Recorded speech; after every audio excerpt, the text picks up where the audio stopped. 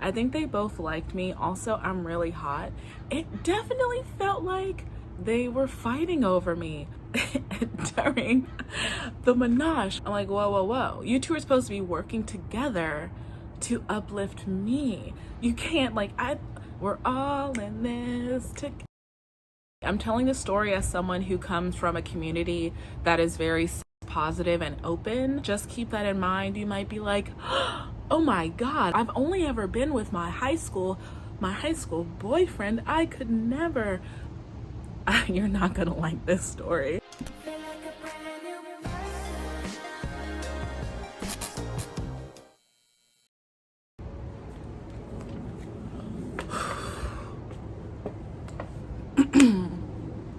Okay, I don't even know what to say. Let me open my coffee up. So I did the story time a couple of days ago.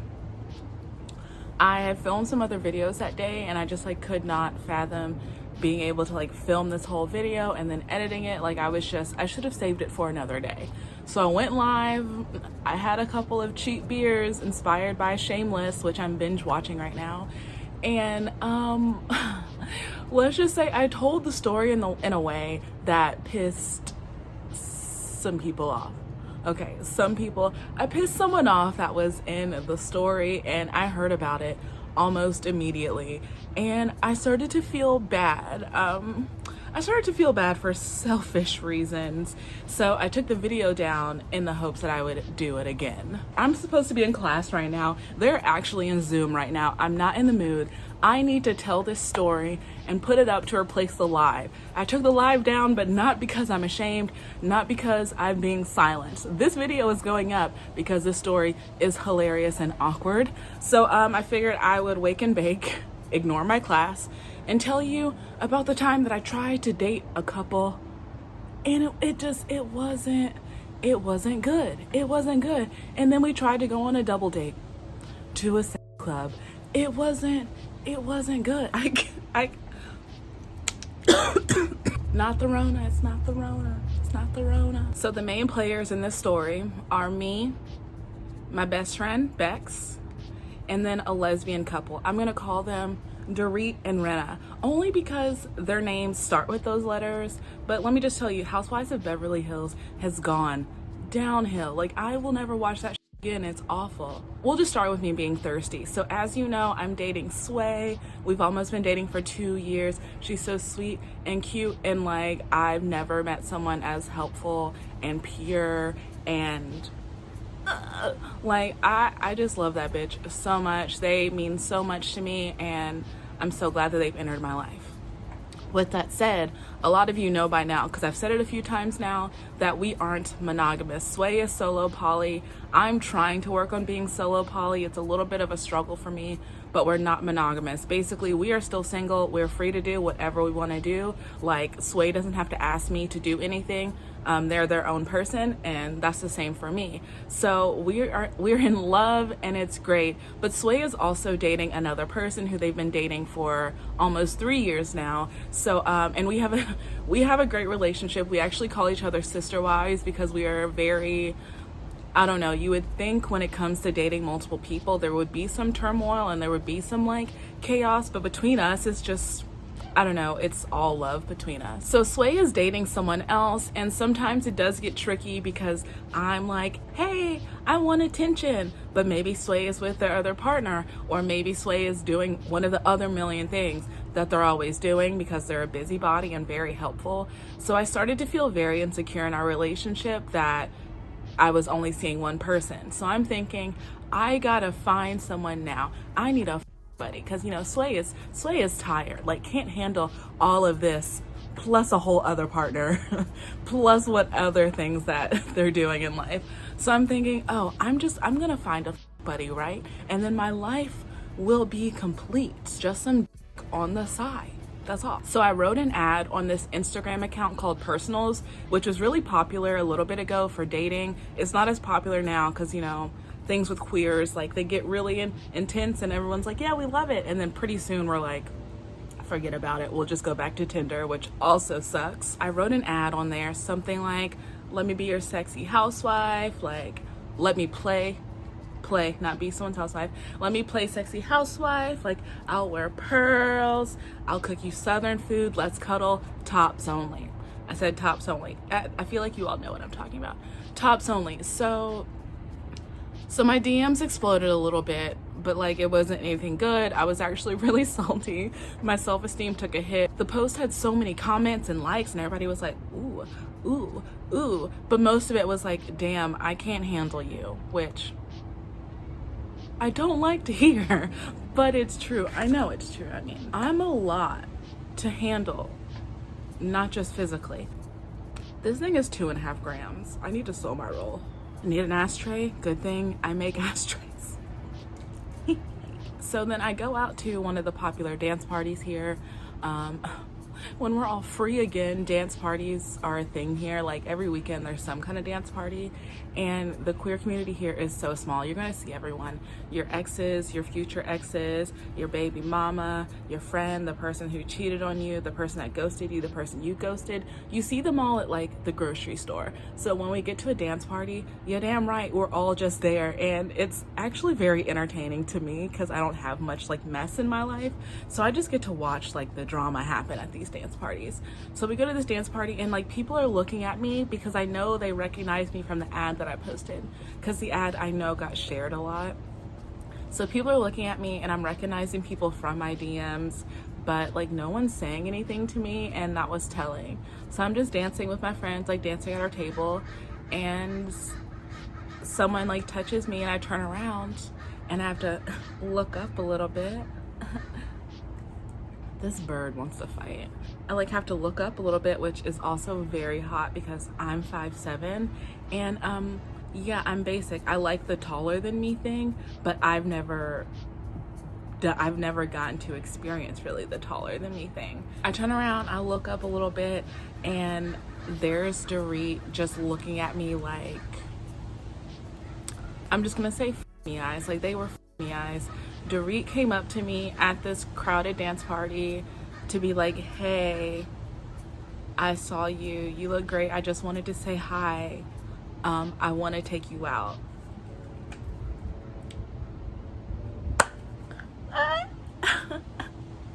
What?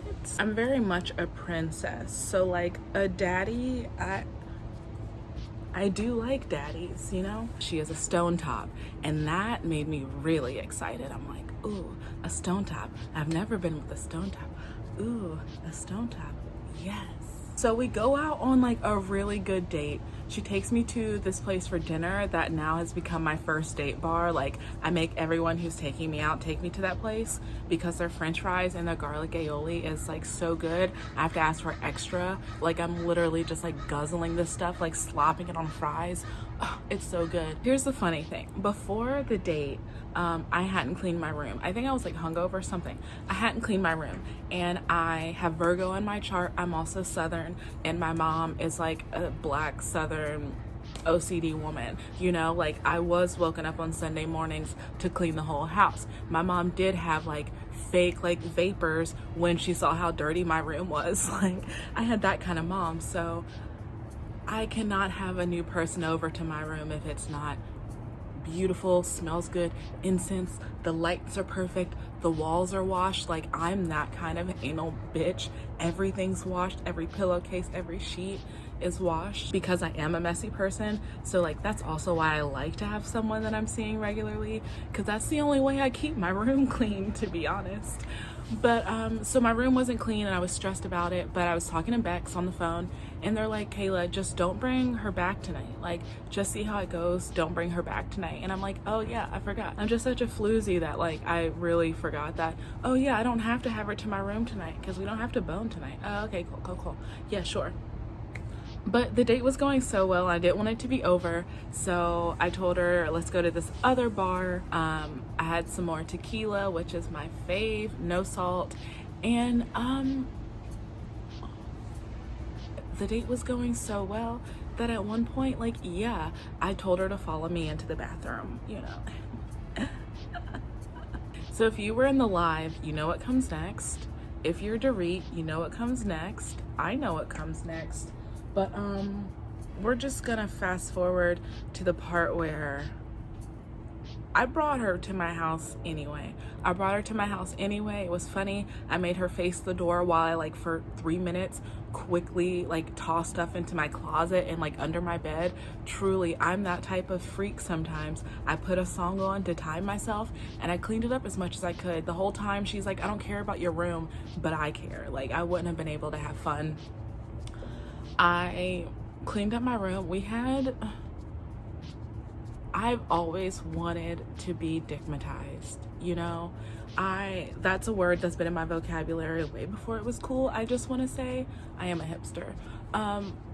I've always wanted to be digmatized. Like, what is it like to make decisions solely based on the fact that the sex was so bomb? Like, what is, I don't even know. Every person that I've slept with, it's been awful. I was drunk the whole time. Like, my life, you all remember my past life, right?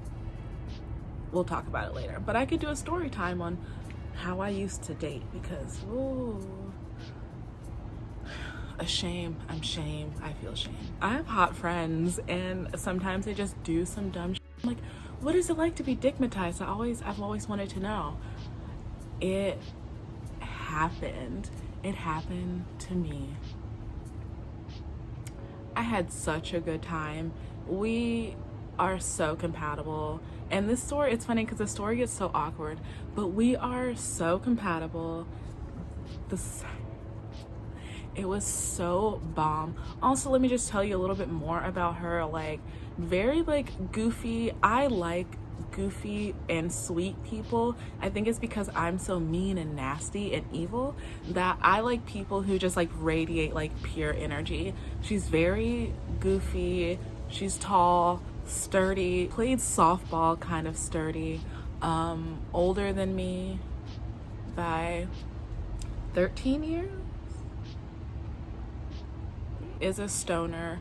Also, I said this in the live stream, it's the little things for me, like when she picked me up at my house, like smoking a pre-roll, bumping Travis Scott, and at that time I loved Travis Scott. All stoners love Sicko Mode. It's really sad. It's our weakness. We have a really good dynamic. So after this date, I'm just laying in bed the next day, like shimmering, like my whole body is just shining. And I forgot what that was like, that feeling of like meeting someone and being excited. I haven't gotten that a lot in my life. So it was so strong, just the feeling of like, it wasn't euphoria, but like I was just so excited about the possibility of like being in love with Sway, and then also having this other super strong like connection with someone where like the physical thing was like off the charts. I was really excited about that. Now this is where it all starts to go downhill rapidly, very, very, very fast. So Dorit also was non-monogamous. She has a girlfriend. I'm gonna call her Renna. Dorit and Renna, get it? It's only because of their names, you all. It's, once again, I will say, I do not like the Housewives of Beverly Hills, but these are good names. I guess I could have gone with Dorinda and Ramona. It's too late now. They're just names. They're just names. So they've been together for a while. They live together. They have separate bedrooms, but they live together, and they date other people separately, and they also date people together. They like to bring them into their bedroom, a la Menage. You know, they like to have a little menagerie with other people. Now, I want to say I like a menage because I've had enough, but like none of them were that great, honestly. Like, you've got to have a strong connection that's purely physical, or you have to have like some strong communication skills for it not to go like tits up. They were seeing people together, and like Dorit made it seem like they knew what they were doing. They've been doing this for a while. They had a joint Instagram account. Like, they really made it seem like, yeah, this is what we do. Like, we just want to like bless y'all. We just want to like unleash this top energy on like all of the femme babes of Portland. Like, yeah. And so I'm thinking, okay, like I donate my body to this science. At that time, I just was looking for something purely physical. So I'm thinking, okay, this person gets around, I think that's good for me. You don't get digmatized by someone that's only like slept with their high school sweetheart, you know what I mean? So I really wanted to see Dorit, but I wasn't able to, like, she was too busy, and the only way basically that I could see her is if I saw her and Rinna at the same time. Now looking back, I don't even know how this happened. I did end up matching with both of them on Tinder before this separately, so I didn't even really know. She's more femme, like hard femme. They're both like pretty like tall and sturdy and strong and hot and older. They definitely both give off this like, we're gonna take you kind of vibe, like we're gonna take care of you in the bed kind of vibes. They definitely gave those off. I'm thinking this is fine. I really like Dorit, like we have a really good connection, and like I'm not trying to be dating out in these streets, like I hate it out there. Let's do it. We had the weirdest menage that I've ever had. Now I still don't quite know what this was. I think they both liked me. Also, I'm really hot. It definitely felt like they were fighting over me during the menage. Dorit was like, you two can go into your room if you'd like to continue. Like, was over it, done. And I'm like, wow. Every other situation that I've had, like maybe if you're done playing, you know, you just kind of like lay there as a supporting character, you know, like an extra like pet here or there, like you just hang out. No, she like wanted it to be over. I'm like, whoa, you two are supposed to be working together to uplift me. You can't, like, we're all in this like I thought that they were like co-topping. And here's my mistake. I should have asked more questions. I was just so excited. I should have asked how long they had been doing this together, what struggles they have had, how have you overcome those struggles, what have you learned, like what are your boundaries, like what are the rules. Like I didn't really ask much. The only rule was you can only come to my house if you're seeing both of us, and I don't have time to see you other than that. So I didn't realize that they were pretty new. They were pretty new. Dorit was even annoyed that Rinna and I just like, I don't know, kind of jumped each other again waiting for my lift.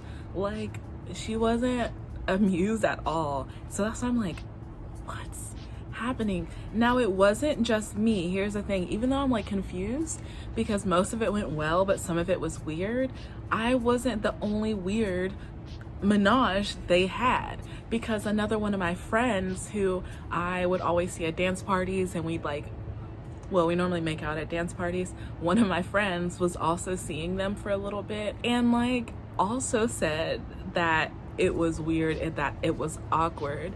So I was like, oh, okay, it's not just me. So this is a weird dynamic. But the thing was, I didn't want to let it go. I had such a good time. You don't understand. I had such a good time with Dorit. I didn't want to let it go, and I compromised. So desperate to make things work, I have what I thought was somewhat of a double date. The way that people date in the community is pretty much like, you know, you go on hangs, you go on friend hangs, and then most of the time these hangs turn into more than friend hangs. So it was funny, that night there was a party at a sex club, and I've never been to one. I think Rinna and Bex had been to one, Dorit and I hadn't been to one, so we were all gonna go. We shouldn't have gone. This is again where I'm going to put an emphasis on like communication. Things should have been talked about a lot more than they were. So Dorit comes and picks Bex and I up from my house, smokes us out, and we get to their house just like so high, having a great time. At one point there were like French fries there, and we're eating French fries. Now my This night, like, it starts off, I don't remember much because I'm running off of adrenaline and I was also really, really stoned. So I just remember that we were hanging out and talking, chatting, like, I thought we were having a really good time. And so the party started and we're just kind of like sitting around, and like, honestly, I'm secretly hoping that I can sneak off with Dorit or something, and that Bex and Rinna would just like keep each other company, whether they were into each other or not. Like, I just thought that they could support us into our journey. I don't know, I guess I thought things were more easygoing than they really were. Bex really wasn't feeling it. Bex was picking up on the weird energy before I was, because like I said, I was digmatized. Thinking back, the reason why I don't remember much is because I was truly just stoked, and I was floating on a cloud the whole time. I just like didn't want to see that things were awkward when they were. So Bex was already getting a weird vibe and just like wanted to go, and let's go to the club. Once we get there, that night quickly like pissed me off. At the point that we get there, Rinna says something about being like on the prowl or on the hunt that night, and I'm just like, okay, like, I guess I want to find some new femmes to moan tonight, which is another thing that kind of annoyed me because they like had some kind of like harem. They invited me out to do lesbian trivia one night, which we won because of me, because I'm a millennial and because I knew all of the young bitch lesbian questions. They didn't know anything. I feel like the answers were like Janelle Monáe and stuff, you know? So we win trivia and stuff like that, but I show up and it's just like a table full of people that they're like actively boning. And then when I sat down, I just kind of felt like fresh meat. Like, I wasn't into it. Most of my friends have boned each other, but the vibe is just different. I don't know. It's less of like a Pokemon, gotta catch 'em all, and more of a like, get your friends off. Gotta get your friends off. So back to the double date. Rinna mentions like being on the prowl, and I'm just like, okay, whatever. But I'm still thinking that like Dorit and I, like, we have a, you know, we have a connection. Like, we're about to go play. And then that's when Dorit asks, how are you two getting home? What?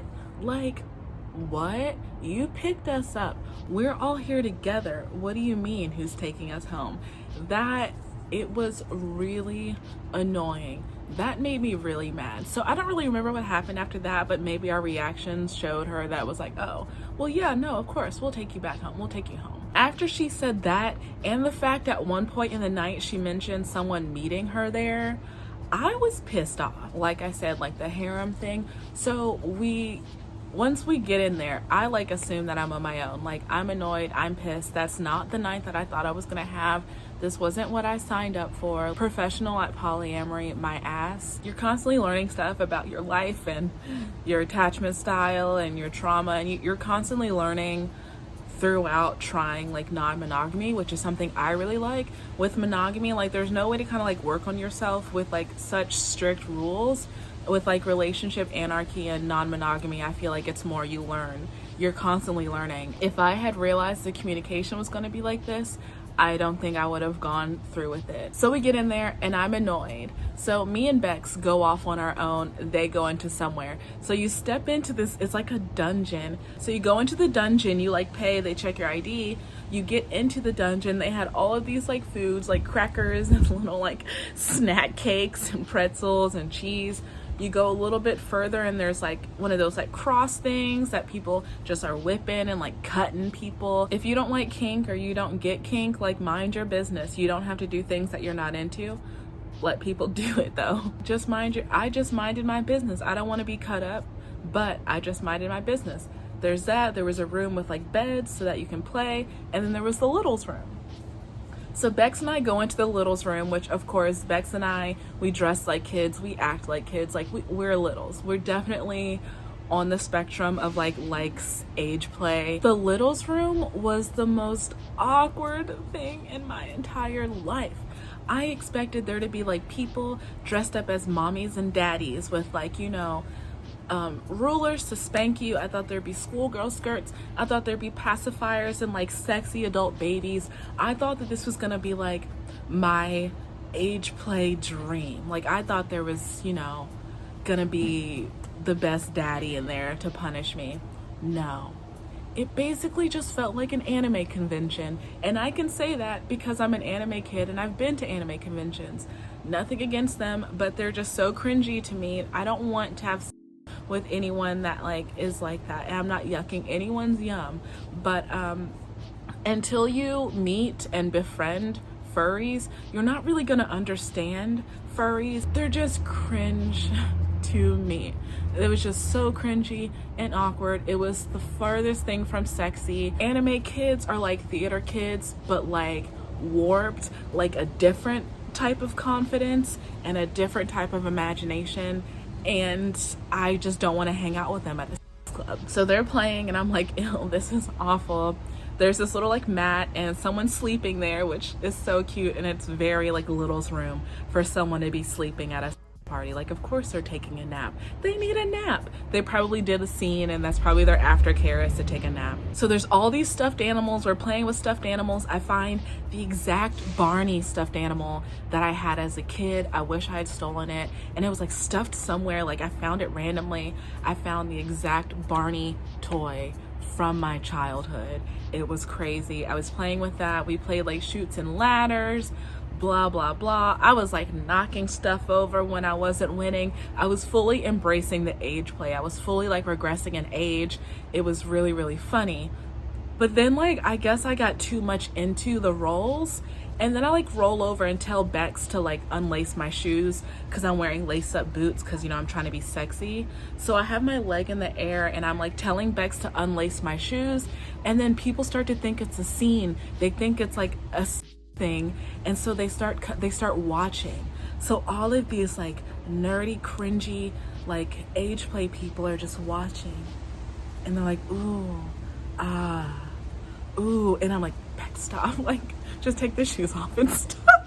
In the midst of this, we start hearing moans and screams and like hollers of joy and passion, and I'm mad because I recognize those screams.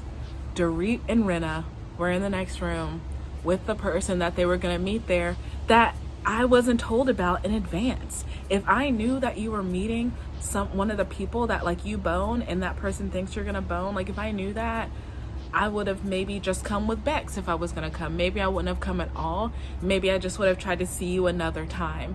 The communication was lacking. I don't know how to say this anymore. After we left this club, like when they were done, they came back to get us, and so we left together.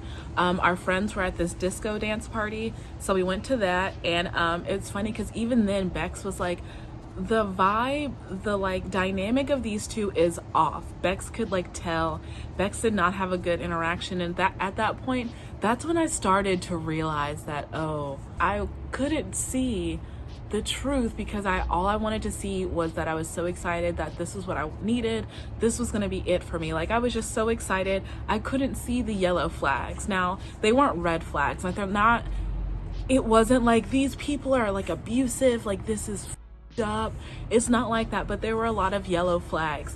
The friend that I mentioned that also had a thing between them, they had a weird story about like their ex. Like, I heard stories that their communication wasn't well, their boundaries weren't good, and like you have to have very strong boundaries if you're going to be in an open relationship. I feel like that's just a given, and that's why people are like, oh my god, I could never have an open relationship. It's because you don't want to work on your boundaries. Like, you don't want to be held accountable for the decisions you make. That's what happens in non-monogamy, and people talk also. So I heard things about them, and I realized this isn't what I thought it was gonna be. I thought that I had found the best of my life and that I was set for a while. Like, I have this great, sweet love, and I also have got some like great on the side, and that's not what it was. I ran into the friend and she told me, oh my god, did you see the story? And I'm like, no, I didn't, because I had actually blocked Dorit and Rinna, and I also sent like a really bitchy gif of Tammy Roman going, I am no longer interested. I sent that, I blocked them, so I didn't know what they were doing. Well, They had posted a picture of me, or when they won the lesbian trivia at that night that I was out with the harem, and they put an emoji over my face. It's like, damn. And this was on their shared Instagram account. We like menages. We are co-tops. Like, DM us. That was on their Instagram where they like fish for new honeys. So they posted a picture of like this group of people they're boning, and I'm there, and then they put like an emoji over my face. Now my friend was like, oh my God, how could you treat a black femme that way? And which, it's true, but also like, what the fuck? I learned that it wasn't what I thought it was, and that really, really sucked. It was awkward every time we saw each other after that, a few times too. I always saw them out with their harem, of course, and that was kind of weird. I was just so excited, and back then I didn't like to initiate talks as much as I do now. Now I've kind of learned that no one can read your mind, and you might as well talk about something before it starts to fester. I'm a fester, shove everything down person, and then I explode. So I've learned that, oh my God, you don't push it down. You talk about things as they come up, and then they go away once you deal with it. Whoa. Whoa. Fuck. Whoa. Wow. Kayla, how could you say something so controversial, yet so brave? So the other day, I was drinking and smoking and went on YouTube Live and told this story, and Rinna was pissed. What I put out on the live was a lot, and I didn't need to say everything that I did, but I also like I said what I said in a way. Dorit and I have been talking since before the quarantine. All of our correspondence right now is like, when is this gonna be over? We can laugh at this and say that, oh my God, this was so awkward. We were so new, we didn't talk about things, like that was so weird. But like, I was in a place in my life where I was ready to like see what it was, and we do have a really good connection, and we do have fun, and like the chemistry is there. So we're gonna see what happens. We've talked. Before we really started talking again, I had to let her know that I was only interested in her, and I'm not interested in Rinna at all. And she was like, yeah, cool, that's what's up. And that's honestly what I should have done from the beginning, but I was just so thirsty, and the communication just wasn't there between me and Dorit, and between Dorit and Rinna, between all, like, it just wasn't there, and it was so awkward. I need to text Dorit back now, sending me Bitmojis. I'm telling you, only people over 37, they be using the out of Bitmojis. It's hilarious. All of my boos use Bitmojis, and I know it's because I like them older. So I'm gonna go. I'm gonna text her back. I'm so glad that telling this story didn't ruin everything. Rinna is not very pleased that I've told this story, but as long as I can still date Dorit, like I that's all I care about, really. They watched my live stream together. I don't know why. I don't know why Dorit would do that. Also, they watched it together, which, interesting. And Rinna got mad at Dorit for something I said, for something that she told me, which I think is hilarious, which further is like, y'all need to communicate. So that's all for this video. Let me know if you want to see any more story times from me. I don't know. I've got some stories for you all, so let me know if you want to see some more. That's all. I will see you later. Bye. Whatever. Remember when I used to end my videos like this? Bye.